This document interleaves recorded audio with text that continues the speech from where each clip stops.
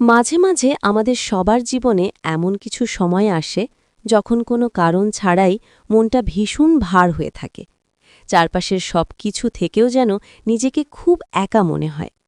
অনেক সময় আমরা প্রিয় মানুষের কাছে একটু সান্ত্বনা খুঁজি, কিন্তু সবার কাছে তো মনের সব কথা বলা যায় না।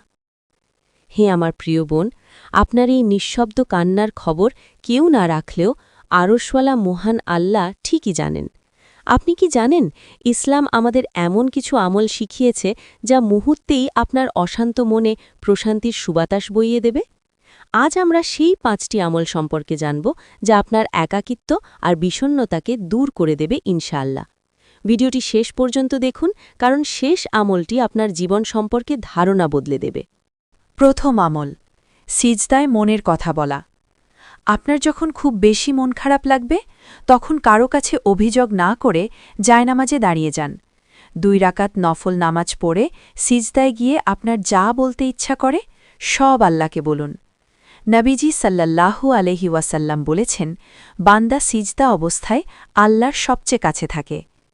বিশ্বাস করুন, সিজদায় গিয়ে চোখের পানি ফেললে আপনার মনের ভার এমনভাবে নেমে যাবে যা হাজারো মানুষের সাথে কথা বললেও পাওয়া সম্ভব নয়। দ্বিতীয় আমল, জিকিরের জাদুকরী শক্তি।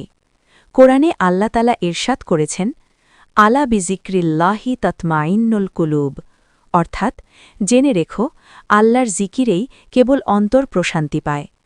মন খারাপের সময় বারবার পড়ুন, ইয়া হাইয়ু ইয়া কাইয়ুমু বিরহমাতিকা আস্তাগিস। এটি নবীজি সাল্লাল্লাহু আলাইহি ওয়াসাল্লামের সেই বিশেষ দোয়া যা তিনি অস্থিরতার সময় পড়তেন। বোন আমার, আপনি যদি এই ভিডিওটি থেকে একটিও সাহস পেয়ে থাকেন, তবে একটি লাইক দিতে ভুলবেন না। আপনার একটি লাইক হয়তো অন্য কোনো বিষণ্ণ বোনের কাছে এই ভিডিওটি পৌঁছে দেবে। তৃতীয় আমল, চলুন একটি ছোট গল্প শুনি। এক লোক বিখ্যাত বুজুর্গ ইব্রাহিম বিন আধামের কাছে এসে বললেন, আমার মন খুব অস্থির, আমি খুব হতাশ।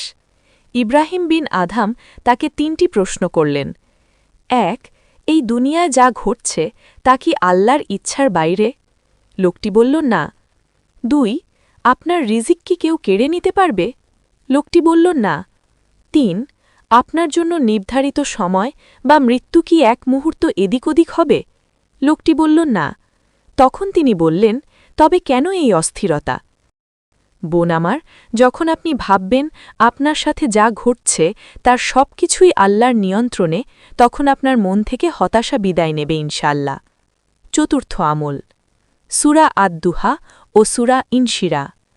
কুরআনের এই ২টি সূরা বিশেষভাবে নাজিল হয়েছে মন খারাপের সময় সান্ত্বনা দেওয়ার জন্য। যখন নবীজি সাল্লাল্লাহু আলাইহি ওয়াসাল্লামের কাছে কিছুদিন ওহী আসা বন্ধ ছিল এবং কাফেররা তাকে নিয়ে ঠাট্টা করছিল, তখন নবীজি খুব ব্যথিত হয়েছিলেন। তখন আল্লাহ সূরা আদ-দুহা নাজিল করে বললেন, আপনার পালনকর্তা আপনাকে ত্যাগ করেননি এবং আপনার ওপর অসন্তুষ্টও হননি। যখনই একা লাগবে এই সূরাগুলো অর্থসহ পড়ুন, অনুভব করবেন স্বয়ং আল্লাহ আপনার সাথে কথা বলছেন। পঞ্চম ও সেরা আমল, আলহামদুলিল্লাহ এর শক্তি। সবশেষে বলবো শুকরিয়ার কথা। আমাদের মন তখনই খারাপ হয় যখন আমরা যা পাইনি তার দিকে তাকিয়ে থাকি, কিন্তু আল্লাহ আমাদের যা দিয়েছেন তার দিকে তাকালে আপনি অবাক হয়ে যাবেন জীবনে কত বড় বড় বিপদ থেকে তিনি আপনাকে রক্ষা করেছেন।